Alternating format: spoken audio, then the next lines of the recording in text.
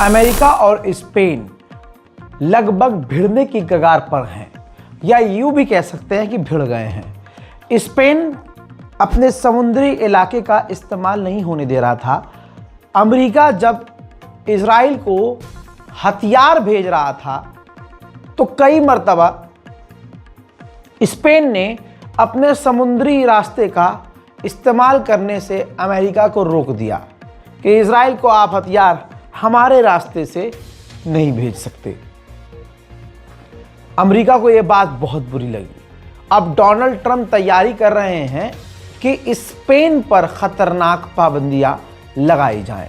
कहा जा रहा है कि इसके बाद अमेरिका और स्पेन के बीच टकराव की स्थिति पैदा हो गई है। वहीं लीजिए, अरब आपने नोटिस नहीं किया, आप जनाब नोटिस कीजिए, अरब अचानक से खामोश हो गए हैं। हम लोगों का इंटरेस्ट अब गाजा और फिलिस्तीन में खत्म हो चुका है।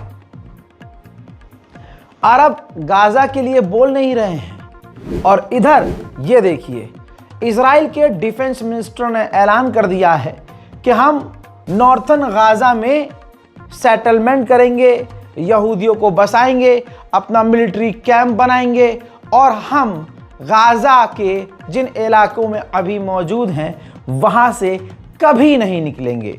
यानी गाजा पर इजराइल ने कब्जे का ऐलान कर दिया है। वहीं अक्सर मैं जैसा आपसे अर्ज करता हूं कि गाजा के अंदर अभी खत्म कुछ नहीं हुआ है, गोलीबारियों की आवाज आ रही है। जरा सुनिए, ये गाजा का हाल है।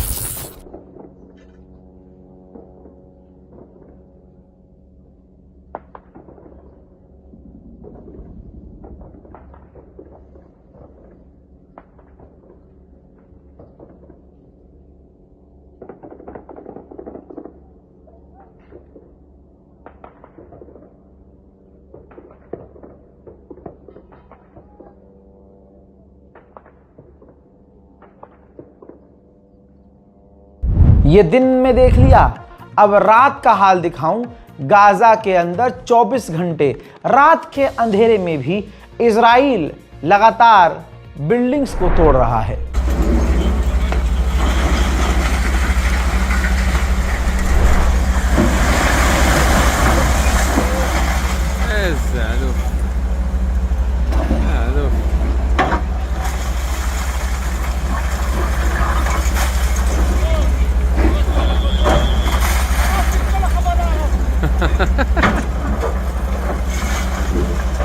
वहीं दूसरी तरफ मेरे साथ इस तस्वीर को देखिए। बारिश की वजह से जो जर्जर इमारतें थीं, जो खंडर थे, वो गिर रहे हैं। वैसे भी उन इमारतों में कुछ बचा नहीं था, लेकिन इसी तरह से बहुत सारी इमारतें गिरी हैं जिसके अंदर दबकर 15 से 20 फिलिस्तीनियों की ऑलरेडी मौत हो चुकी है। ग्रेटा थनबर्ग या कोई और हो, जो भी हक आज बोलेगा, चाहे वो हिंदुस्तान में हो, पाकिस्तान में हो, कहीं भी हो, गिरफ्तार होगा। ग्रेटा थनबर्ग भी गिरफ्तार हो गई हैं। ब्रिटेन में फिलिस्तीनियों के लिए, गाजा के लिए वो शांतिपूर्वक तरीके से प्रदर्शन कर रही थी। ब्रिटेन की पुलिस ने उन्हें गिरफ्तार कर लिया। वहीं इजिप्ट, कतर और तुर्की ने मांग की है अमेरिका से कि इजराइल को आप रोकिए कि वो गाजा पर हमले बंद कर दे। इसका मतलब जो रजा आपसे कई दिनों से कह रहा है कि गाजा पर हमले जारी हैं, हो गया ना कंफर्म। 3 देश बोले हैं, लेकिन वो इजराइल से नहीं बोल रहे हैं, वो अमेरिका से कह रहे हैं।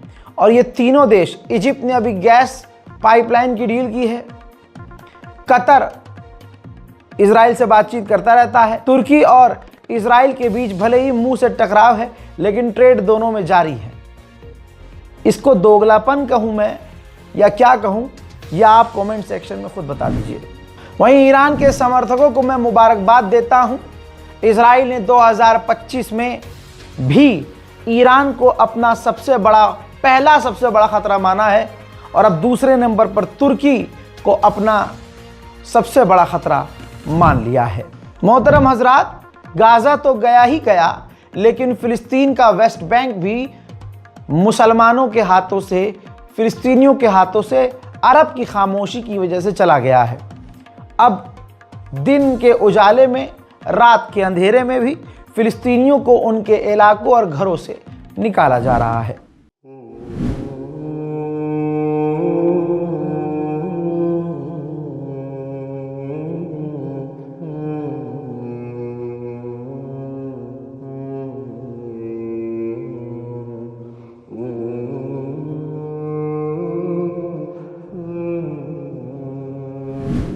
वेस्ट बैंक में मौजूद ये जो हालात हैं, इसको जब इंटरनेशनल पत्रकार जाकर कवर कर रहे हैं तो ये हाल है। पत्रकारों के ऊपर भी आंसू गैस के गोले दाग रहा है इजराइल। इसी फिलिस्तीन के वेस्ट बैंक से जब फिलिस्तीनियों को भगा रहा है इजराइल, तो बाद में उनके मकानों को तोड़ रहा है इजराइल। देखिए,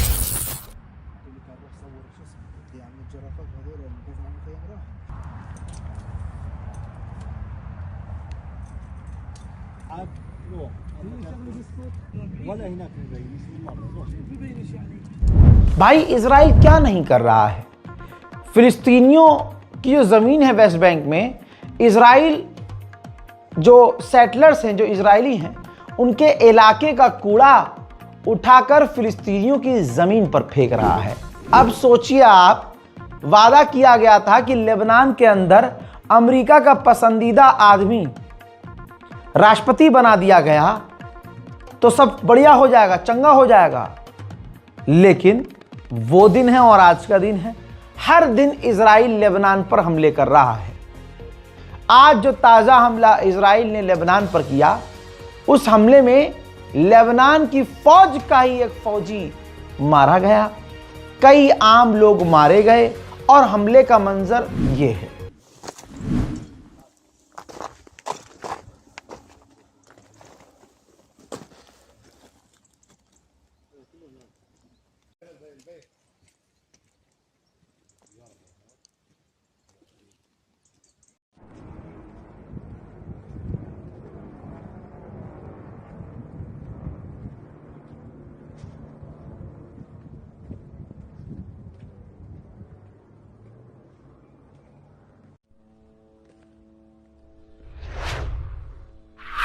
दोस्तों, ईरान सबकी आंखों में और एक और जगह होती है, वहां चुपता है, लेकिन ईरान आज हर जगह सही साबित हो रहा है।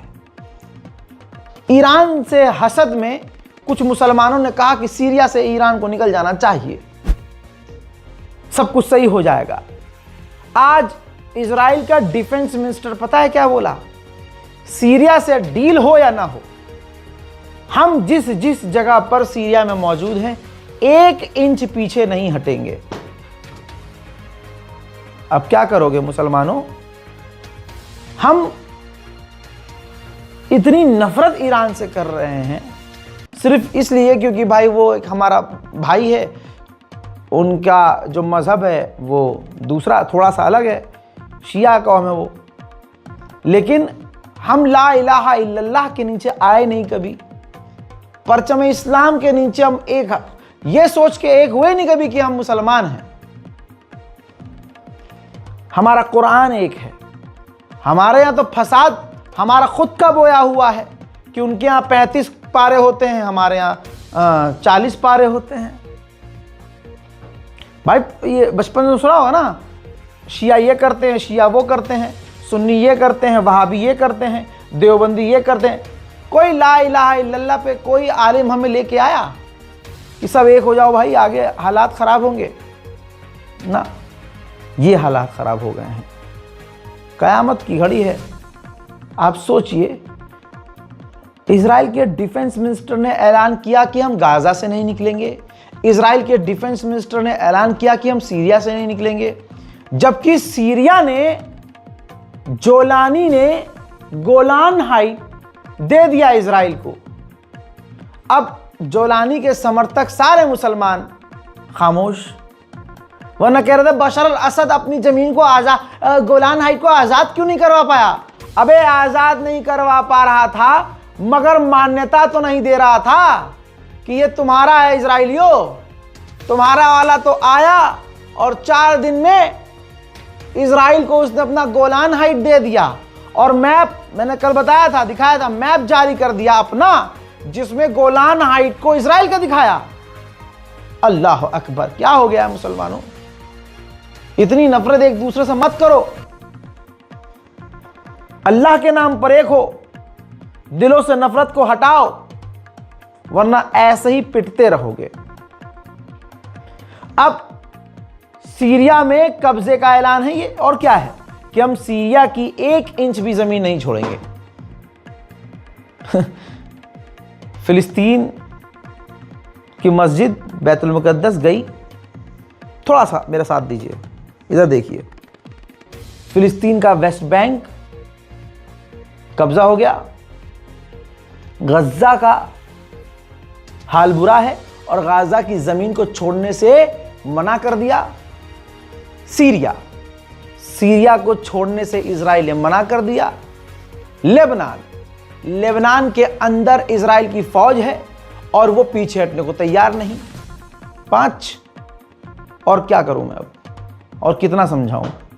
खैर, ईरान चुप रहा था हम सबको सीरिया के अंदर, अरे ये हट जाएं, ये शिया है ना, ये हट जाएं, ये हट गया ना। अब रिपोर्ट, सीरिया के सवायदा के अंदर इजराइल ने बशर अल असद के जाने के बाद इतने हथियार भेजे हैं सवायदा के इलाके में अपने समर्थकों को कि पूरी उनकी फौज तैनात है।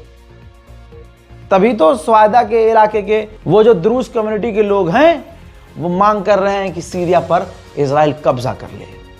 अल्लाह अकबर। और हम इस चीज को समझ नहीं पा रहे हैं। इतना ही नहीं, सीरिया की फौज ने इजराइल के कहने पर उन हथियारों को जब्त कर लिया है जो हथियार हिजबुल्लाह के लिए जा रहे थे। उधर इजराइल ने मांग की थी डोनाल्ड ट्रंप से कि सीरिया पर से लगी हुई तमाम पाबंदी मत हटाओ, लेकिन डोनाल्ड ट्रंप ने सीरिया पर लगी हुई तमाम पाबंदियों को हटा दिया है और नेतन्याहू की इस बात को नहीं माना है। उधर सीरिया ने जापान से भी डिप्लोमेटिक टाइज शुरू कर लिए हैं, यानी अब बातचीत जापान से भी सीरिया की शुरू हो गई है। वहीं अपनी फौज और बशर अल असद की कहीं कहीं छोटी छोटी सी टुकड़ियां हैं फौज की, वहां सीरिया के अंदर झड़प हो रही है। तो जोलानी अपनी सीरिया की जोलानी की फौज को, अपनी फौज को हथियार भेज रहे हैं। एसटीएफ एक और संगठन है सीरिया में जो कुर्दिश है, जोलानी के खिलाफ है। उनके लड़ाकों ने कहा है कि हमें आदेश मिला है कि तुम सीरिया के अंदर यानी राजधानी दमिश्क में घुस जाओ। राजधानी उसकी दमिश्क है।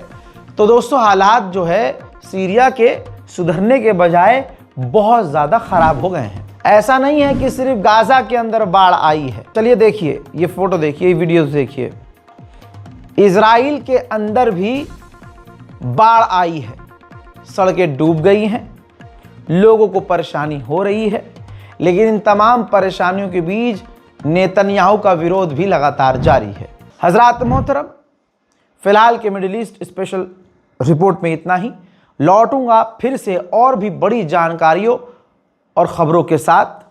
इस बार कोड का इस्तेमाल कीजिएगा, अकाउंट डिटेल का इस्तेमाल कीजिएगा ताकि गाज़ा और फ़िलिस्तीन की मदद की जा सके।